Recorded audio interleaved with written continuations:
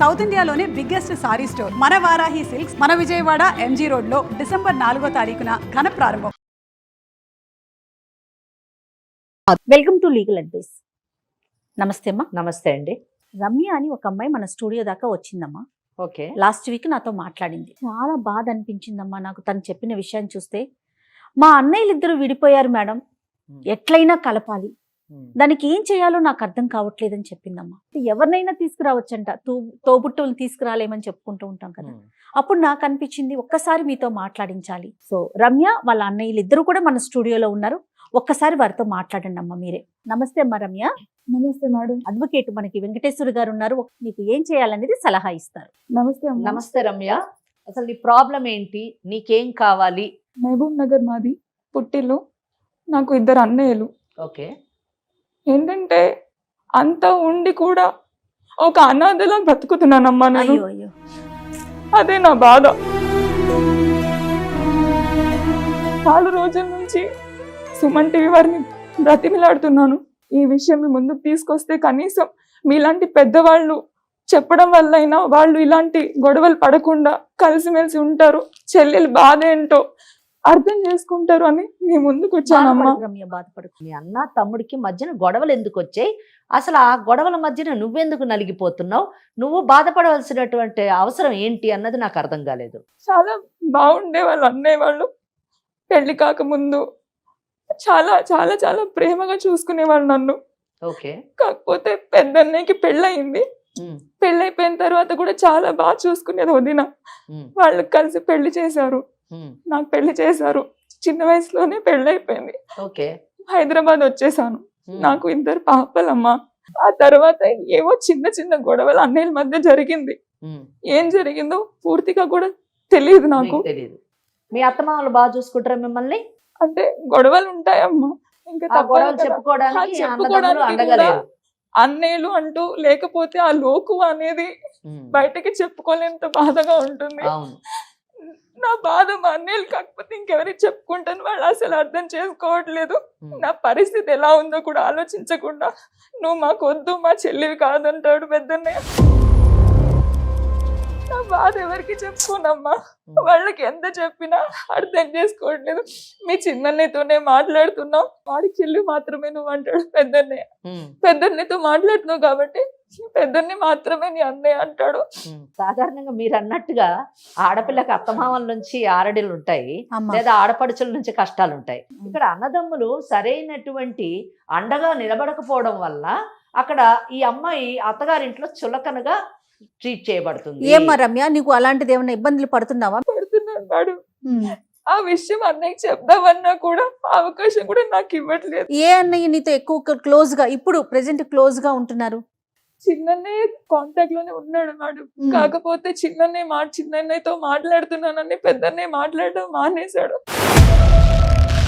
చిన్నన్నయ్య కూడా వివాహం జరిగిందా, మరి పెళ్లి అయిపోయిందా? అవ్వలేదు మేడం. అన్నయ్య చదువుకుంటున్నాడు, పెద్దన్నయ్య చదివించాడు.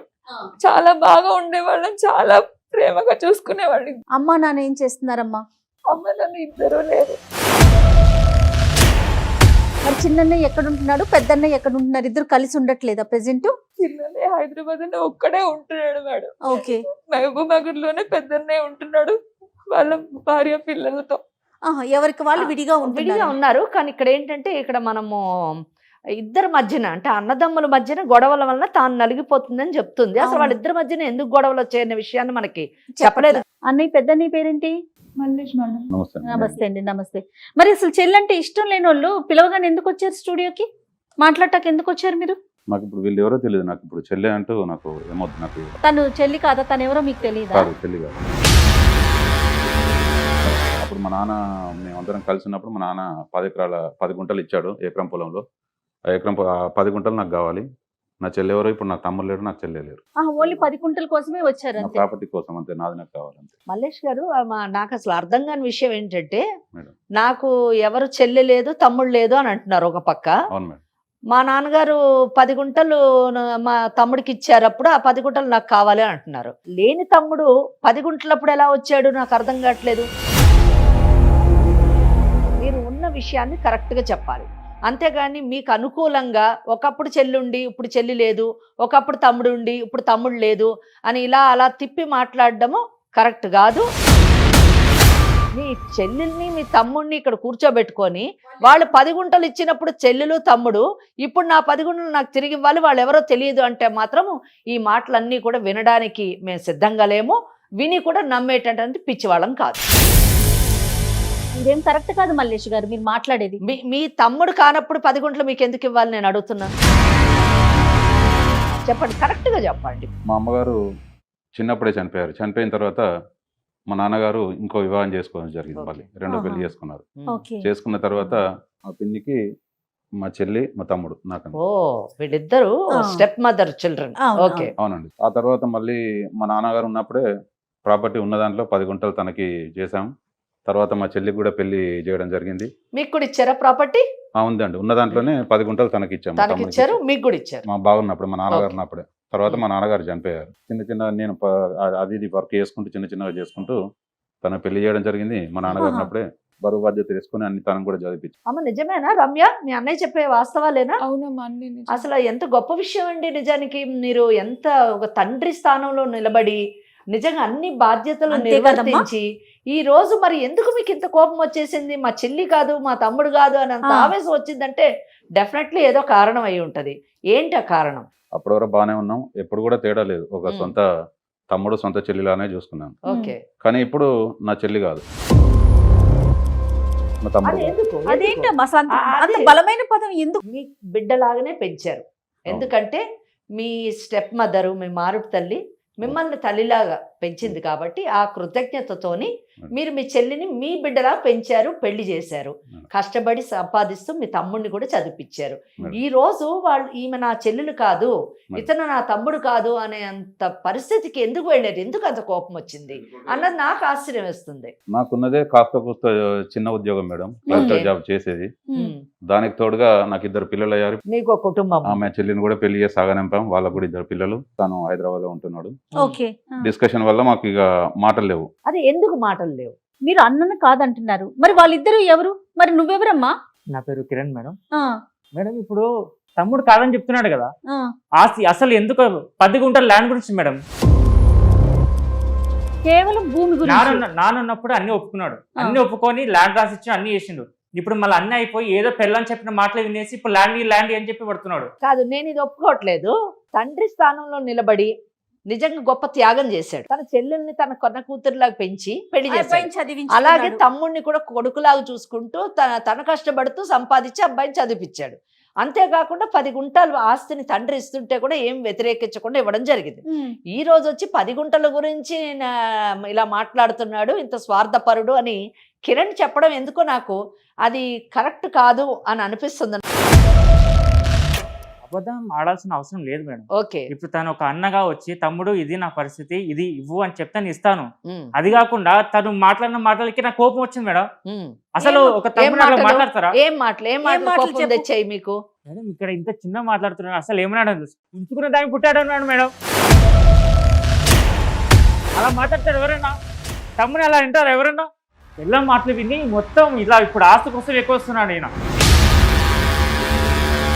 అసలు ఎక్కడ వచ్చింది మీకు ఈ మాటలన్నీ? ఎక్కడ మాట్లాడుకున్నారు? రోడ్డు మీద మేడం, ఇంట్లో మాట్లాడదామని చెప్పాను. అక్కడికి రోడ్డు మీద ఈడ్చి పంచాయతీ పెద్ద ఇక్కడ దాకా తీసుకొచ్చిండు. కనీసం తమ్ముడు చెల్లి ఏం లేదు మేడం మనకి. అంత గౌరవ మర్యాద ఇచ్చినాం కాబట్టి ఈ రోజు ఇక్కడికి వచ్చినా నేను. అది కూడా లేకుండా ఉంచుకుందాం పుట్టావు. ఏం మాటలు మేడం అవి? వాళ్ళు పెద్దవాళ్ళు అయిపోయారు, మీకు 2 పిల్లలు ఉన్నారు. ఆ పదం వాడొచ్చండి, అది వినటానికే అసహ్యంగా అనిపిస్తోంది కదా. నానున్నప్పుడు అన్ని ఒప్పుకొని సంతకం పెట్టినోడు ఇప్పుడు వచ్చి ఏదో పెళ్ళని చెప్పిన మాటలు వినేసి ఇప్పుడు వచ్చి కాదమ్మా, నువ్వు కూడా పదే పెళ్ళని చెప్పింది ఆ మాట నువ్వు కూడా వాడకూడదు నాన్న. చెప్పిందో లేదో మీకు తెలియదు కదా, ఆవిడ మిమ్మల్ని పెంచింది కదా, ఆవిడ కూడా తల్లితో సమానమే కదా. నువ్వు ఆ మాట అనకూడదు, మీరు అసలు ఆ పదాన్ని వాడకూడదు. అది వినటానికి చాలా అసహ్యంగా అనిపిస్తోంది. అంటే ఒక పెద్దరికం స్థానంలో ఉన్నారు, మీరు అనవలసిన మాటేనా అది? పైగా నా సొంత తమ్ముడు కాదు కదా.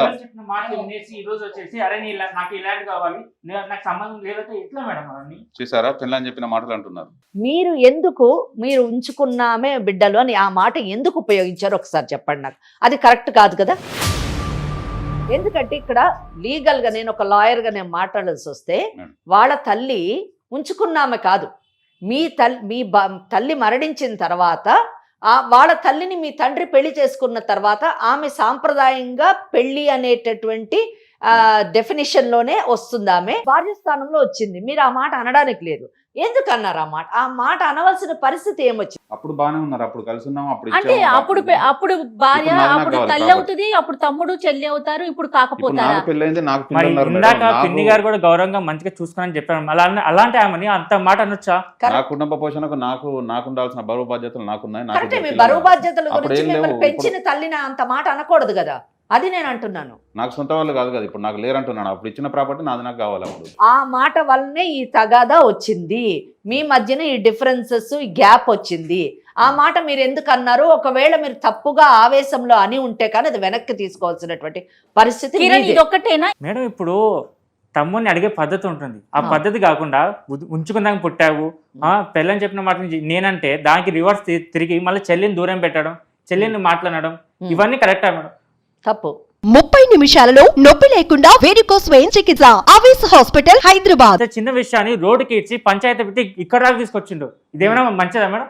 అవును, ఉంచుకున్న దానికే పుట్టిన చూడ మేడం, మళ్ళా చూడు. మళ్ళీ ఉంచుకున్న దానికే పుట్టిన కదా, అప్పుడు నాకు లేదు కాబట్టి ఏ! నాకు ఇవ్వమంటున్నాను. నాది నాకు ఇచ్చేయాలి, మంచిగా మాట్లాడు నువ్వు. నాది నాకు ఇచ్చేయాలి అంతే. నాకు ఏ ల్యాండ్ ఎక్కడానికి అమ్మ నట్లంటారా ఎవడన్నా నీకు? నువ్వు లేవు, నీ చెల్లి లేదు, ఎవరు వద్దు నాకు. సొంతంగా మాట్లాడుకోవడానికి కొట్టుకోవడానికి రాలేదు. మనం ఇక్కడ ఒక అడ్వకేట్ ని పెట్టుకొని కూర్చుని మేడం, ఉన్నాము. మీరే చెప్పండి మేడం, తను దయచేసి మాట్లాడుతూ మీ చూస్తున్నాను సమస్యని పరిష్కరించుకోవడానికి ఇక్కడికి వచ్చారు, అది గుర్తుంచుకోండి. నా చెల్లి దయచేసి కూడా మీ వాడితో ముగ్గురు మాట్లాడితే కూడా. నాతో మాట్లాడకూడదు. అసలు ఏం మాట్లాడుతున్నారండి మీరు? మాట్లాడేది వింటుంటే మాకే కోపం వస్తా ఉంది. అవును, ఏంటి అసలు మల్లేష్, నాతో అసలు మాట్లాడదలుచుకుంటే వాడితో మాట్లాడకూడదు, కట్ చేయాలి. ఇది ఎక్కడ న్యాయం? మీరు ఒక పెద్ద మనిషిలాగా, ఒక పెళ్ళైనటువంటి వ్యక్తిలాగా ఇద్దరు పిల్లలకి మాట్లాడటం తండ్రి అని లేదు. చెప్తా ఉన్నారు అలా మీరు. మాట్లాడట్లేదు. అసలు ఏదో రోడ్డు మీద పోరంబోకు మాట్లాడినట్టు మాట్లాడుతున్నారు. అది కరెక్ట్ కాదండి. మీకు ఆయన వల్ల ఏం ప్రాబ్లం ఉందో చెప్తే మేము అతన్ని మాట్లాడవచ్చు, అంతేగాని మీరు అనవసరంగా లేని మాటలు కేవలం మాకు కూడా అనిపిస్తుంది. ఈరోజు మీరు చెప్పిన దాన్ని బట్టి చూస్తే, మీరు మాట్లాడే విధానం చూస్తే ఆస్తి గురించే కేవలం మీరు మాట్లాడుతున్నట్టుగా నాకు అనిపిస్తా ఉంది. అనిపిస్తుంది. ఇందాక అమ్మ అది కరెక్ట్ కాదు. అది కాదమ్మా, ఇందాక మీరు అన్నారు ఇది కారణం కాదేమో అనుకున్నారు, Yes. కానీ ఆయనతో మాట్లాడుతుంటే అదే అనిపిస్తుంది కదా. అనిపిస్తుంది. నువ్వేం అసలు చెప్తావమ్మా రమ్య? మళ్ళీ గొడవలన్నీ పడద్దు మేడం, కలిసి ఉండాలి. చూడండి, ఆడపిల్ల అలా ఏడుస్తా ఉంటే, మీ ఇద్దరు ఇట్లా కొట్టుకుంటా ఉంటే, జమానతులు పెట్టి పెద్ద మనుషుల సంవత్సరం 2-3 సార్లు పంచాయతీలు అయిపోయాయి. ఆ పంచాయతీల టైంలో కూడా పెద్ద మనుషులు చెప్పినట్టుగా కూడా కనీసం నేను తండ్రిగా తీసుకొని పెద్ద బాధ్యత తీసుకొని మా చెల్లిని వీడిని చదివిపించినా కూడా ఆ టైంలో నాకు స్థానం ఇవ్వాల్సినంత ఇవ్వలేదు. నా మాటగా జవదాటి నేను ఇంట్లో మాట్లాడుకుందాం అని చెప్పి పరిష్కారం చేసుకుందాం అంటే కూడా అప్పుడు వినాల్సిన రకంగా వినలేదు. తప్పుడు మాటలు మాట్లాడిన తప్పుడు మాటలు ఏం మాట్లాడారు? తప్పుడు మాట్లాడే పిల్లని చెప్పుడు మాటలు వింటున్నాడు. వింటున్నాడని మీ పంచాయతీలో భార్యను అగౌరవపరిచారు. అక్కడ కూడా ఒక అక్కడ కూడా రకంగా 10 తల్లి మంది లాంటిది, అంటే వదిన వరుస Okay. కదా, ఒక తల్లి స్థానం ఇచ్చి మీరు ఇద్దరిని అది కూడా hurt అయ్యారు. చూసుకోవడం కూడా హట్ అయ్యారు. అక్కడ కూడా నాకు విలువ లేదు. రోడ్డు మీద పడేశారు. అక్కడ కూడా బజార్కి ఇచ్చి నాకు పరువు తీయాల్సిందంతా తీసేశారు. లేనిది ఊహించుకొని చిన్న చిన్న చిన్న చిన్న మనస్పర్ధలు. విషయాలకి మనస్పర్ధలు తెచ్చుకొని మిమ్మల్ని మీరు దూరం చేసుకొని ఉన్న బంధాలని, బంధుత్వాలని తెంచుకుంటున్నారు అని నాకు అనిపించింది. ఇప్పుడు నేను ఒక్కొక్కళ్ళతోని ఒక్క నిమిషం మాట్లాడతాను. కిరణ్, ఇప్పుడు ఒకవేళ మీ అన్న నాకు నా 10 కుంటలు కావాలి అని ఖచ్చితంగా కూర్చున్నాడు అనుకోండి, మీరు ఇచ్చేయడానికి సిద్ధంగా ఉన్నారా? నాకు అసలు ఇష్టం లేదు. ఆయన అన్న మాటలు కాదు మేడం, రేపు నా ఫ్యూచర్ కూడా నేను చూసుకోవాలి కదా. ఆయనకు Okay. ఆల్రెడీ పెళ్ళి అయిపోయింది, పిల్లలు ఉన్నారు. ఏదో ఇప్పుడున్న కష్టానికి కష్టాలు ఎన్ని రోజులు ఉంటాయి మేడం? కొద్ది రోజులు ఉంటాయి. ఆ కొద్ది రోజులు భరించి ఏదో చేసుకుంటే అయిపోద్ది. ఇప్పుడు నేను ఇంకా పెళ్లి చేసుకోలేదు, ఇంకా జాబ్ సెర్చ్ చేస్తున్నాను. ఇంకా నేను జాబ్ సెటిల్ అవ్వలేదు. నేను ఉన్నదాన్ని కూడా అమ్ముకుంటే నేను ఎట్లా మేడం? ఓకే, మీరు ఎట్టి పరిస్థితుల్లోని మీకు ఇవ్వడానికి ఇచ్చినటువంటి 10 గుంటాలు తిరిగి ఇవ్వడానికి మీరు ఇష్టపడటం లేరు. ఆస్తికే ప్రాముఖ్యత ఇస్తున్నారు కానీ మీ అన్న ఆ బంధానికి, బంధుత్వానికి మీరు ప్రాముఖ్యత ఇవ్వటం లేదు. సరే, మీరు పెంచినటువంటి తమ్ముడు మీకంటే వయసులో చిన్నవాడు, ఇంకా జీవితంలో సెటిల్ కానటువంటి వాడు, మీ అంతటా మీరు మీ ఇష్టంతో 10 కుంటాలు ఇచ్చారు. ఇప్పుడు ఇవ్వని అంటున్నాడు కాబట్టి పోతే పోనీ నా బిడ్డ తీసుకున్నాడు, ఆడ ఎక్కడున్నా బాగుండాలి అనే ఆలోచనతో మీరు వెనక్కి వెళ్ళిపోయేటటువంటి అవకాశం ఉందా? లేదు. ఎందుకు? నాకు రోడ్ మీద పడేసారు, బజార్కి ఇచ్చారు కదా, నాకు తీయాల్సినంత పరువు ఓకే, అంటే మీ 10 కుంటాలు ఆయన ఇస్తే మీ ఆ పరువు పోయిన పరువు వస్తుందా? నాకు ప్రాపర్టీ ముఖ్యం మేడం, నాకు ప్రాపర్టీ కావాలి. సో మీ తమ్ముడికి ఆస్తే కావాలి, మీకు ఆస్తే కావాలి. రమ్య, నేను ఒక విషయం అడుగుతాను. మీరు విన్నారు కదా ఇప్పుడు మాట్లాడింది, మీ అన్నాను తమ్ముడును వీళ్ళిద్దరికి ఆస్తులే కావాలట. మరి మీకు కూడా ఆస్తి కావాలా? వద్దమ్మా, నాకు ఆస్తుల మీద ఎలాంటి ఆశ లేదు. నాకు కావాల్సింది మా అన్నయ్యలు, వాళ్ళ ప్రేమ మాత్రమే కావాలి నాకు. ఈ ఆస్తి మీద ఏం చేసుకోవాలో మా ఆస్తి మీరు చెప్పండి. అత్తగారి ఇంట్లో ఏదైనా కష్టం వస్తే ఒక ఫోన్ చేసో, లేదంటే అక్కడ నన్ను మా ఆయన కొట్టినప్పుడు నేను ఎక్కడికి వెళ్ళాలి? నా బాధ ఎవరితో చెప్పుకోవాలి చెప్పండి? ఇన్ని సంవత్సరాల నుంచి ఆ ఒంటరితనం నేను భరించలేకపోయాను. అందుకే మీ దగ్గరకు వచ్చాను. మీరైనా కనీసం వాళ్ళకి నచ్చ చెప్తారు. ఎవరేం చెప్పట్లేదు. మా ఆయనని అడిగితే కూడా వాళ్ళు చులకనగా మాత్రమే చూస్తున్నారు. మా అత్తగారు కానీ బావగారు కానీ లేని కష్టాలు కూర తెచ్చుకోవడం దీన్ని. మీరు చెప్తున్నారమ్మా, ఒక రాఖీ పండుగ వచ్చి మా ఆడబిడ్డ వచ్చి మా ఆయనకి రాఖీ కట్టడానికి వచ్చి వెగతాళిగా నవ్వుతుంటా. బాధ ఎంత ఉంటుందమ్మా నాకు. ఇద్దరు నుండి కూడా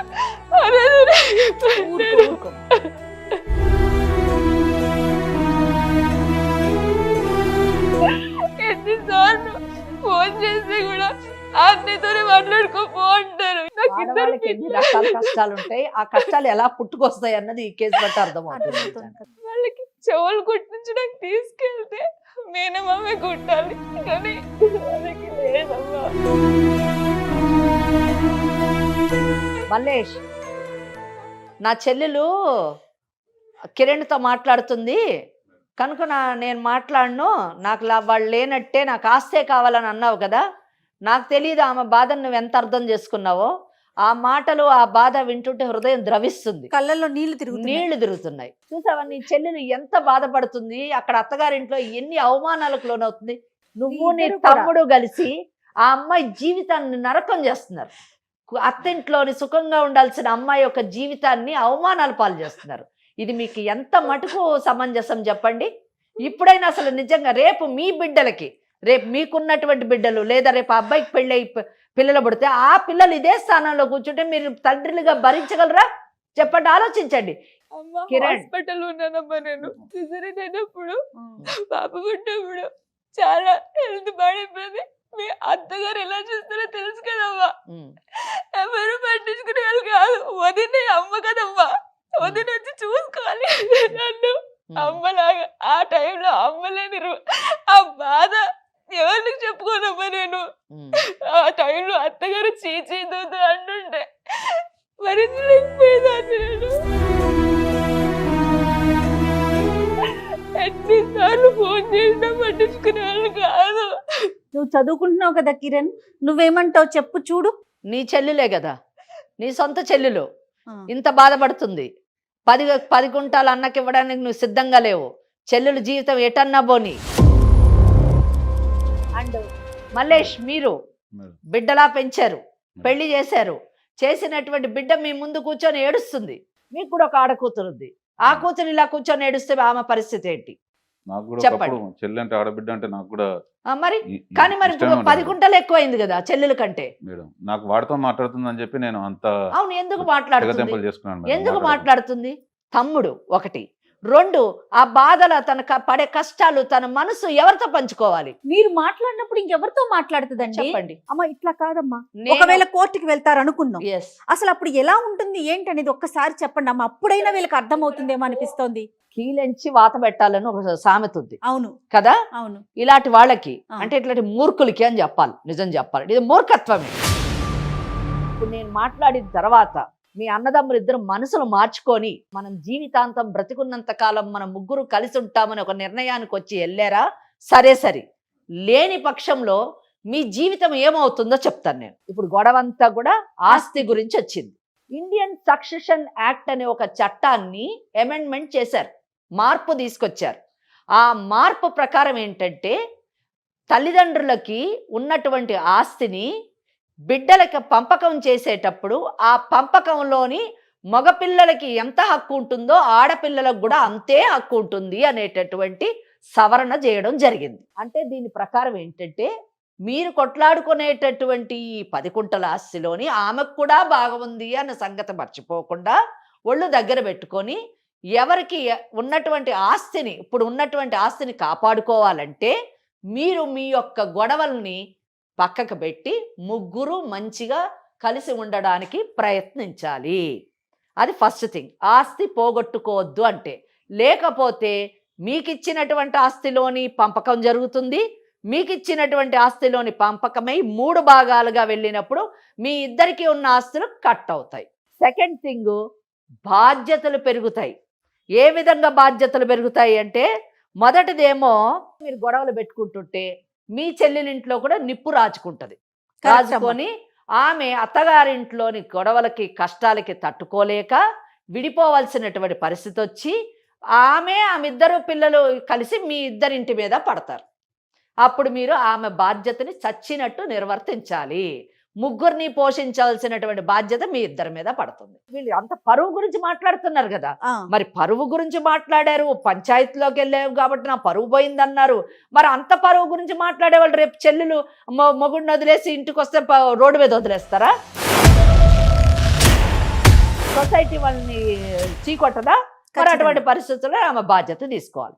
ఆమె బాధ్యత తీసుకుంటే నీ చెల్లెలు వచ్చి మన ఇంటి మీద పడ్డది, ఇంక ఈమెని నువ్వే చూసుకుంటూ ఉండి నేను మా పుట్టింటికి వెళ్ళిపోతానని ఆయన పెళ్ళం వెళ్ళిపోతుంది. ఈయనకేమో ఇటువంటి కుటుంబంలో పిల్లలు మేము ఇవ్వమని ఈయనకి ఈ జన్మలో పెళ్లి కాదు. ఇక మీరే ఆలోచించు. ఇది జరిగేటటువంటి పరిస్థితి. సో ఇటువంటి పరిస్థితుల్లోని మీరు కాంప్రమైజ్ అయ్యి ఎందుకు వచ్చిన గొడవలు అని చెప్పేసి ఎవరు ఏ స్థానంలో ఇప్పుడు ఉన్నారో ఆ స్థానంలోనే ఆ ఆస్తులను ఎంజాయ్ చేస్తూ మీ ఫ్యామిలీస్తో మంచిగా ఉండి మీ చెల్లెల్ని బాగా చూసుకొని మీ చెల్లెల అత్తగారు వాళ్ళకి మా చెల్లెలకి మేము ఉన్నాము, కష్టమైన నష్టమైన ఆమెకు పుట్టిల్లుంది, పుట్టింట్లోని అన్నదమ్ములు ఉన్నాము అనేటటువంటి భరోసా ఇచ్చారా? సరే సరే, లేని పక్షంలో మీకున్న కుటుంబాలు పాడైతాయి, మీకున్న ఆస్తి కూడా ముక్కలయ్యేటటువంటి అవకాశం ఉంది. రమ్య, విన్నావుగా మేడం ఏం చెప్పారని? సో దీని పర్యవసానం ఈ విధంగా ఉంటుంది. మీ ఇద్దరు అన్నయ్యలు విన్నారు, నువ్వు విన్నావు. నీ అభిప్రాయం చెప్పు. నాకు మా అన్నయ్యలే కావాలి మేడం. వాళ్ళ మీద కేసు పెట్టాలని కూడా నాకు ఎప్పుడు అలాంటి ఆలోచన కళలో కూడా రాదు. కేవలం వాళ్ళతో ప్రేమగా ఉండాలి. స్వచ్ఛమైన ప్రేమ కనిపిస్తుంది కదమ్మా. కిరణ్, అలా అయితే వెళ్ళండి, కోర్టుకు వెళ్ళండి. మీ చెల్లెలకు మీరు కావాలంటున్నారు, మీరేమో వద్దంటున్నారు కాబట్టి మీకు ఆస్తే కావాలంటే కోర్టుకు వెళ్ళండి. ఆమె తరఫున నేను వాదిస్తాను.